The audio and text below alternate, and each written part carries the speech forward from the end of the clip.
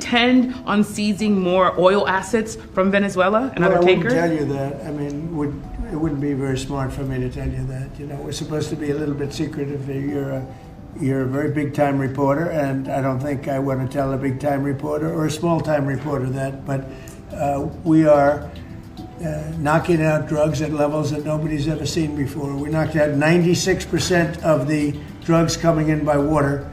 But 96% of the drugs coming in by water, every one of those boats you see get shot down, you just saved 25,000 American lives. But we knocked out 96% of the drugs coming in by water, and now we're starting by land, and by land is a lot easier. And that's going to start happening, and we're not going to have people destroying our youth, destroying our families.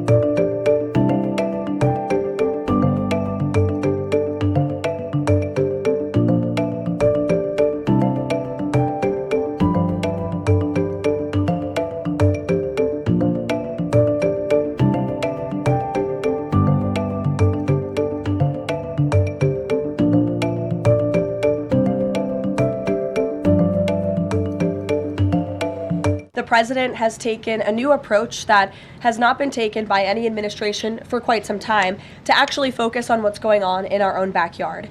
And there are two things that are very important to this administration. Number one, stopping the flow of illegal drugs into the United States of America, which we know has killed hundreds of thousands of Americans. With respect to the oil and what happened yesterday, the Department of Justice requested and was approved for a warrant to seize a vessel because it's a sanctioned shadow vessel known for carrying black market sanctioned oil to the IRGC.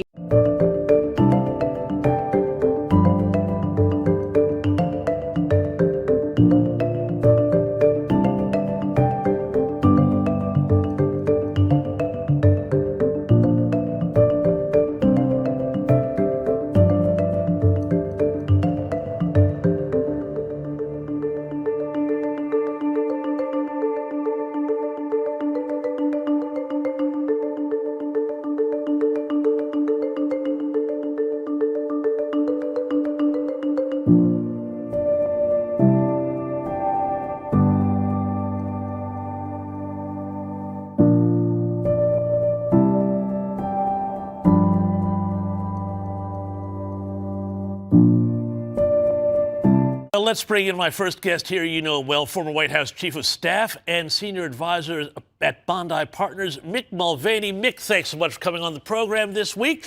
Wanted to start out by talking about what is going on with Venezuela. There has been a seizure of a tanker with, I think, 1.6 million barrels of oil. This is a big escalation, as I was speaking about at the beginning of the program, from just going after those drug-running boats. Here's a little bit of what Donald Trump had to say about this seizure.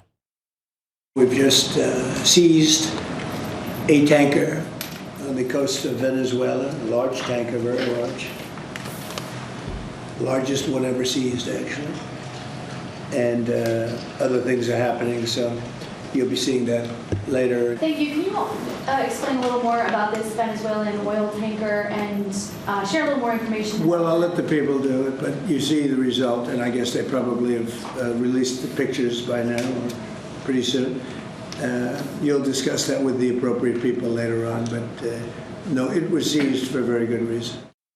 So I don't know, Mick, I was kind of hoping the president would do a little, I am the captain now kind of routine here about this. He didn't. But tell me, what is going on here? What is this bigger strategy? Is it to topple Maduro? Is it to create a new Monroe Doctrine and get Russia and China out of the hemisphere? Is it about cutting off oil supplies to these dictatorships? A combination of all three. Walk us through it. Yeah, James, I would if I could. But the short answer to your question is, I have no idea. And if you believe some of the media reports in this country, and of course you always have to take those with a grain of salt, not that many other people do either, that many Republicans on the Hill are saying they don't know what the plan is, that no one in the White House is telling them anything. I don't get it. And how often do I come on this program and defend what the administration is doing? But I don't get this one. Keep in mind, if it's because the Maduro regime is oppressive, and they are, and they're horrible, and I get that. That's great, except they were doing that in 2017, 18, and 19 when Donald Trump affirmatively fought recommendations from his advisors to start a war with Venezuela. If it's about the drugs, that existed 8 years ago as well. So I'm not sure what has changed. If it's Marco Rubio, I don't know if John Bolton is running foreign policy from a bunker someplace. I really don't get this one. And how often do you hear me say that? Well, exactly right, Mick. It is a bit of a puzzle, particularly given that he spent, his entire reason for being a politician and president has been, no more stupid wars, no more getting involved with other countries' affairs. Are Trump voters, and we got to talk about the midterms and where we're heading into this in less than a year's time now, are Trump voters going to be on board with this kind of action? I think voters are going to give him some slack. There's no question. Obviously, there's the true hardcore Trump voters who don't care. They'll vote for him anytime. But those independent voters and sort of those marginal Trump voters, those voters that Republicans need in the midterms, are going to give him a little bit of time. Keep in mind, he's built up a tremendous amount of political capital back home for what he's done in Gaza, what he's done overseas, especially for the attack on the Iranians and so forth. I think if he can make the case that this is sort of the Latin American version of the attack on Iran, he's got a chance to actually turn this into a positive, and that may be the plan. Maybe a little what we call tomahawk diplomacy. You lob a couple cruise missiles, and that's about it.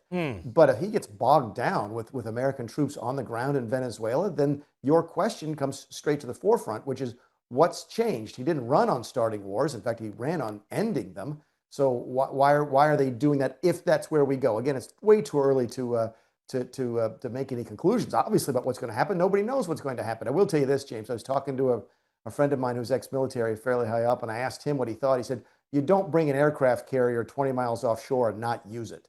And I thought that was a very interesting insight. Yeah, no, it's a Chekhov's aircraft carrier, I think is what they call it in the English studies departments. But is this maybe what we're looking at is potentially is Reagan the model here? And I'm thinking of when Ronald Reagan gave a series of short, sharp punches to Muammar Gaddafi in Libya and essentially put that terrorist country into its box without having to do any of the sort of regime change that we later saw after 9/11.